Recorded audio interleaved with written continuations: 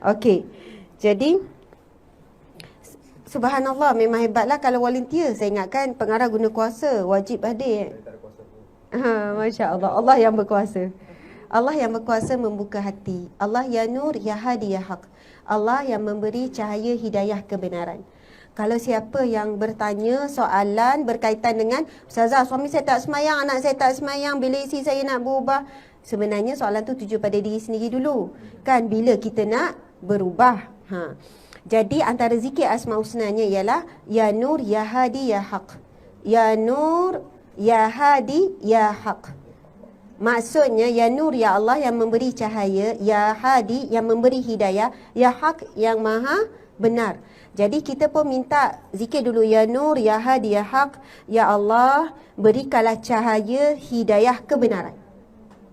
Berikanlah cahaya hidayah kebenaran.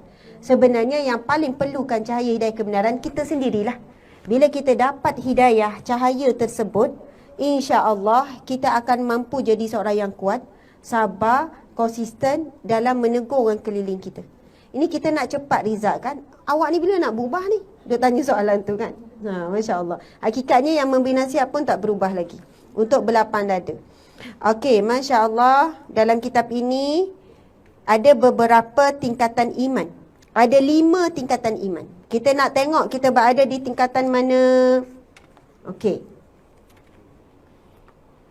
Suara ni dah kuat kan? Okey kan? Dia cuma ni saya rasa. Dia bergaung tu sebab ni. Nama apa tu? Echo. Oh, kat sini dia punya speakernya. Boleh ke saya ni? Saya minta bawa balik. Saya memang ada speaker sendiri. Kadang-kadang kita standby. Sebab bila ada echo tu kan, echo tu dia berekor gitu. Macam kita cakap, awak di mana? Macam tu. Cubaan. Okey tak? Okey ya? Subhanallah, alhamdulillah, Allahu akbar. Dah kuat ya? Saya ingat nak kuat lagi biar terkejut gitu. Masya Allah, Allahu akbar. Okey, iman ada 5 tingkatan iman. Yang pertama iman taklid. Kalau nak tulis ya, iman taklid. Iman taklid.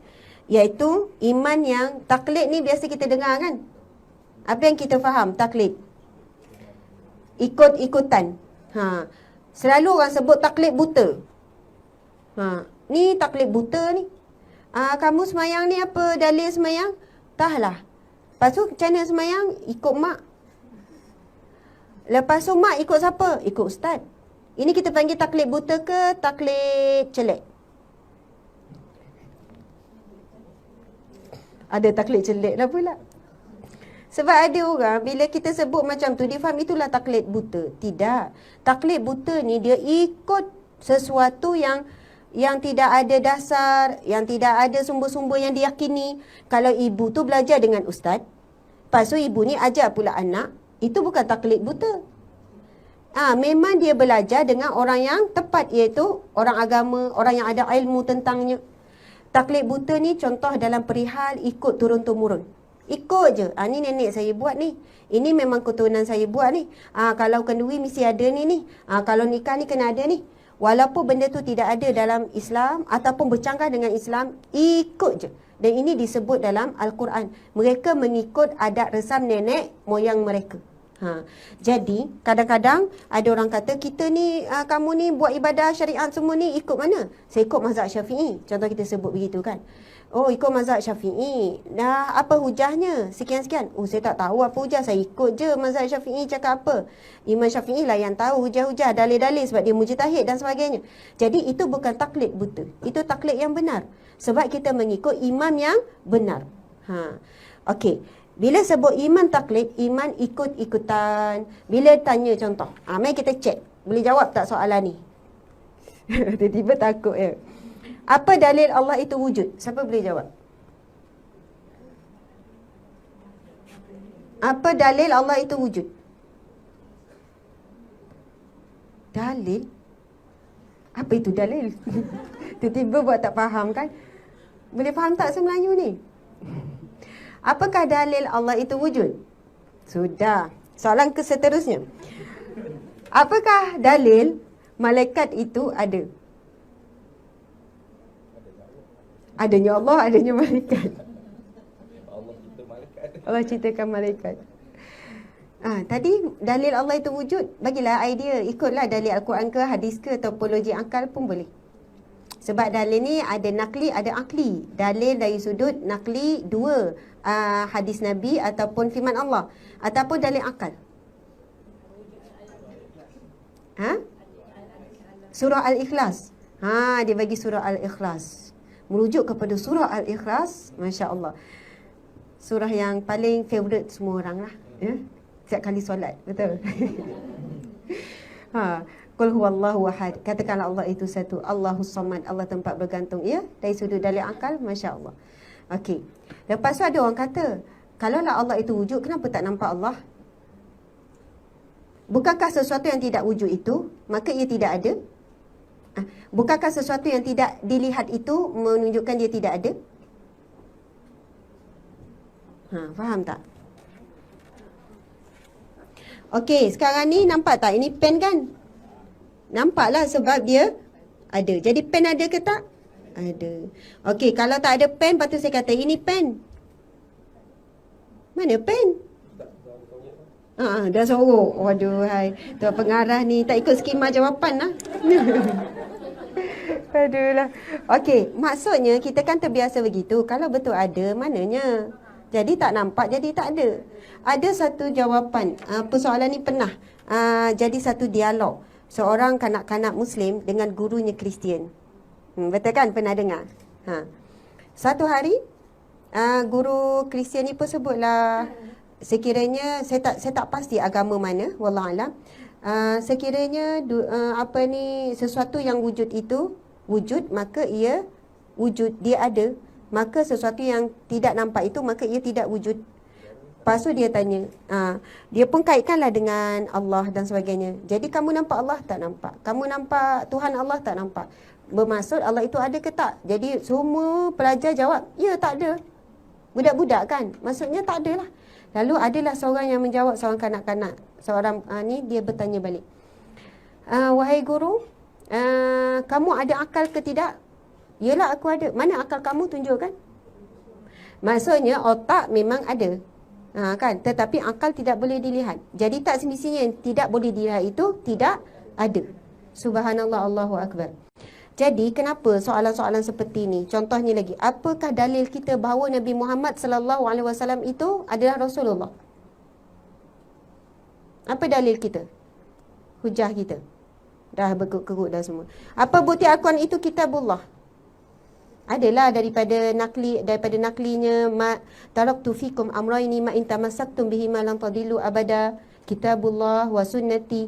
Nabi sebut, aku tinggalkan kamu dua perkara yang selama mana kamu berpegang dengannya, kamu tak akan sesat selama-lamanya, iaitu Al-Quran, kitabullah dan juga sunnah Nabi. Kalau untuk kerasulan Nabi tu kita biasa dengar, wa ma arsalnaka illa rahmatan lil alamin.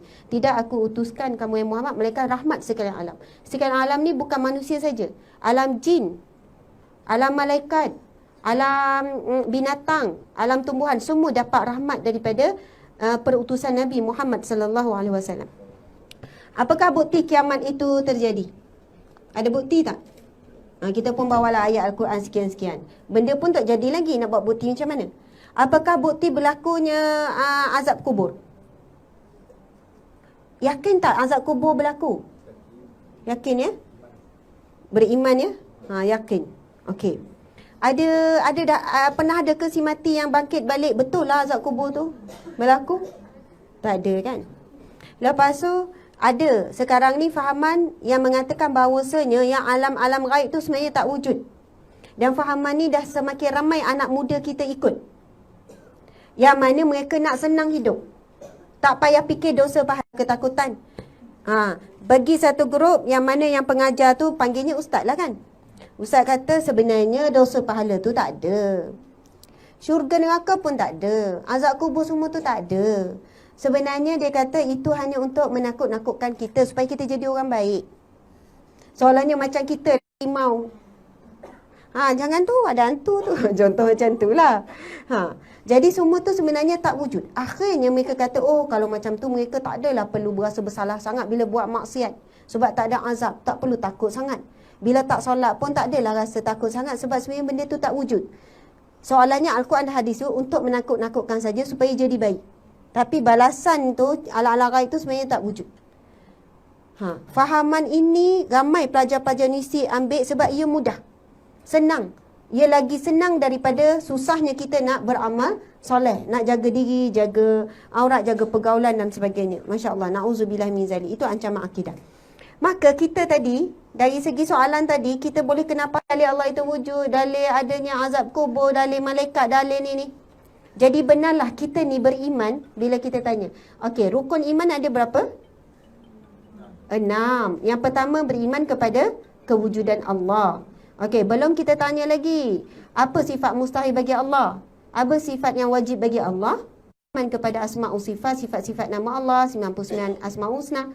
Agak-agak boleh jawab tak kita? Maksudnya, iman taklid ni, kita hanya beriman ikut-ikutan saja. Bila tanya ada berapa rukun iman, beriman kepada Allah, tapi dalil-dalil tak tahu. Lepas tu beriman pada malaikat, dalil-dalil tak tahu.